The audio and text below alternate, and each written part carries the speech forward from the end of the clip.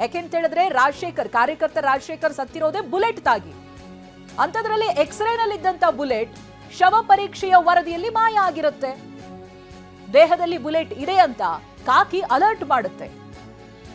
ಮರಣೋತ್ತರ ಪರೀಕ್ಷೆಯನ್ನ ಯಾರು ನಡೆಸಿರ್ತಾರಲ್ಲ ವೈದ್ಯರು, ಅವರಿಗೆ ಪೊಲೀಸರು ಸೂಚನೆ ಕೊಡ್ತಾರೆ ಬಾಡಿನಲ್ಲಿ ಬುಲೆಟ್ ಇದೆ ಅಂತ.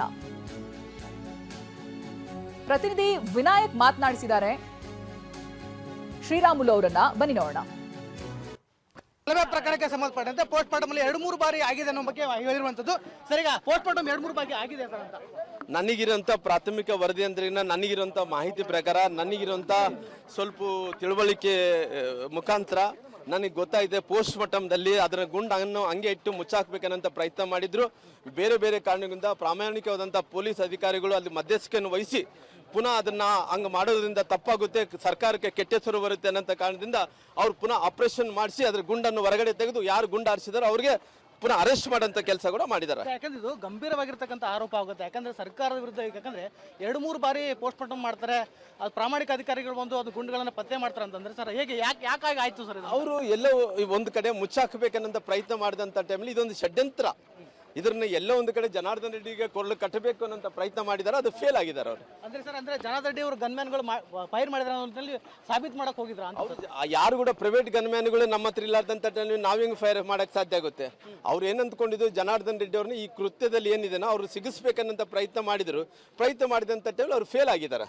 ಸರ್, ಈಗ ಸಾಬೀತ್ ಅದು ಪೋಸ್ಟ್ ಮಾರ್ಟಮ್ ಉದ್ದೇಶ ಏನ್ ಸಾಬೀತು ಮಾಡಕ್ ಹೋದ್ರ ಸರ್ಕಾರದವರು? ಗುಂಡೆ ಒಳಗಡೆ ಇಡಬೇಕಂದೇಳಿ, ಗುಂಡು ಹಂಗೆ ಒಳಗಡೆ ಇಟ್ಟು ಅಂತ್ಯ ಸಂಸ್ಕಾರ ಮಾಡ್ಬೇಕಂದೇಳಿ ಹೊರಟಿದ್ರು. ಅಂದ್ರೆ ಫೈರಿಂಗ್ ಆಗಿಲ್ಲ ಅಂತೇಳಿ ಫೈರಿಂಗ್ ಆಗಿದೆ. ಯಾರು ಗುಂಡಂದೇಳಿ ಹೆಂಗ್ ಕಂಡು ಹಿಡಿಬೇಕು? ಫೈರಿಂಗ್ ಆಗಿಲ್ಲ ಅನ್ನಂತದಲ್ಲ, ಫೈರಿಂಗ್ ಆಗಿದೆ. ಗುಂಡು ಇವ್ರು ಹಾರಿಸ್ಯಾರ, ಅವ್ರು ಹಾರಿಸ್ಯಾರ, ಅವ್ರು ಇಲ್ಲ ಅಂತಾರ, ಇವ್ರು ಇಲ್ಲ ಅಂತಾರ. ಯಾರು ಹಾರಿಸ್ಯಾರ ಗುಂಡು, ಯಾರು ಹೆಂಗ್ ಪ್ರಾಣ ಹೋಗಿದೆ ಅದ್ರ ಬಗ್ಗೆ ತಿಳುವಳಿಕೆ ಆಗ್ಬೇಕಲ್ಲ. ಇವಾಗ FSL ಇರೋ ಕಾರಣ, ಪ್ರಾಮಾಣಿಕವಾದಂತ ಪೊಲೀಸ್ ಅಧಿಕಾರಿಗಳು ಇರೋ ಕಾರಣ ಅವ್ರು ಟೆಸ್ಟ್ ಮಾಡಿದಾರ, ಅವ್ರು FSL ಕಳಿಸ್ಕೊಟ್ಟಿದಾರ. ಈ ಗನ್ನಿಂದ ಹಿಂಗ್ ಆರಿದೆ ಅಂತ ಹೇಳ್ತಾರೆ. ನಾಳೆ ಅಮಾಯಕ ತೀರ್ಕೊಂಡದಂತಾರೆ, ಅವ್ರ ಕುಟುಂಬಕ್ಕೆ ಏನ್ ಸಮಾಧಾನ ಹೇಳ್ಬೇಕು? ಅವ್ರು ಫೈರ್ ಮಾಡಿರೋ ಕಾರಣ, ಅವರು ಸತ್ಯಾಂಶ ಇರೋ ಕಾರಣ, ಈ ಗುಂಡಿಂದ ಹೊರಗಡೆ ಬಂದಿರೋ ಕಾರಣ ಅವ್ರಿಗೆ ಸತ್ತನಿಂದ ಗೊತ್ತಾ. ಇಲ್ಲಿ ಜನಾರ್ದನ್ ರೆಡ್ಡಿ ಕಟ್ತಿದ್ರು ಅವರು. ಈಗ ಅಂದ್ರೆ ಆರಂಭದಲ್ಲಿ ಪೋಸ್ಟ್ ಮಾರ್ಟಮ್ ಆದಾಗ ಗುಂಡನ್ನು ಹೊರಗೆ ತೆಗೆದಿರ್ಲಿಲ್ವಾ ಅಂತ? ಗುಂಡು ತೆಗದೇ ಇಲ್ಲ ಅವರು, ಹಂಗೆ ಕೊಟ್ಟು ಬಿಡ್ಬೇಕನ್ನಂತ ಪ್ರಯತ್ನ ಮಾಡಿದಾರ.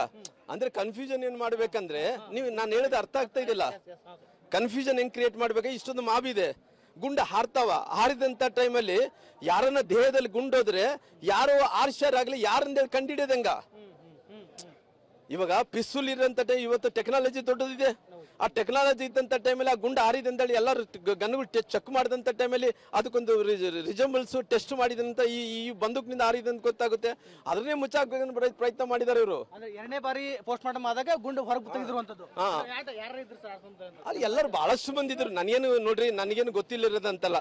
ಪೋಸ್ಟ್ ಮಾರ್ಟಮ್ದಲ್ಲಿ ನಾವು ಕೂಡ ಸಾಕಷ್ಟು ಸಾರಿ ನಮಗೆ ಕೂಡ ಅನುಭವ ಇದೆ.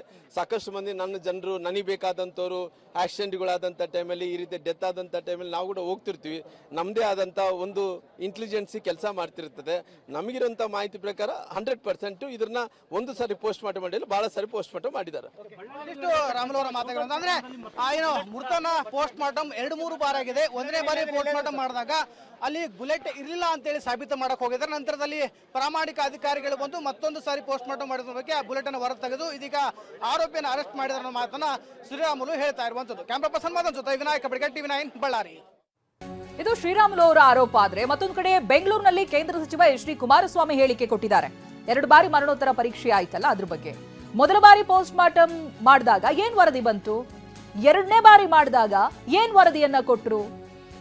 ಮೊದಲನೇ ಶವ ಪರೀಕ್ಷೆಯಲ್ಲಿ ಸಣ್ಣ ಪುಟ್ಟ ತುಂಡಿತ್ತು ಅಂತಾರೆ, 2ನೇ ಬಾರಿಗೆ ಜನಾರ್ದನ್ ರೆಡ್ಡಿನೇ ಗುಂಡು ಹಾರಿಸಿದ್ದು ಅಂತಾರೆ. ಮೊದಲನೇ ಶವ ಪರೀಕ್ಷೆಯಲ್ಲಿ ಗುಂಡು ತೆಗೆಸಲಿಲ್ಲ ಅಂತ ಕುಮಾರಸ್ವಾಮಿ ಗಂಭೀರ ಆರೋಪ ಮಾಡಿದ್ದಾರೆ.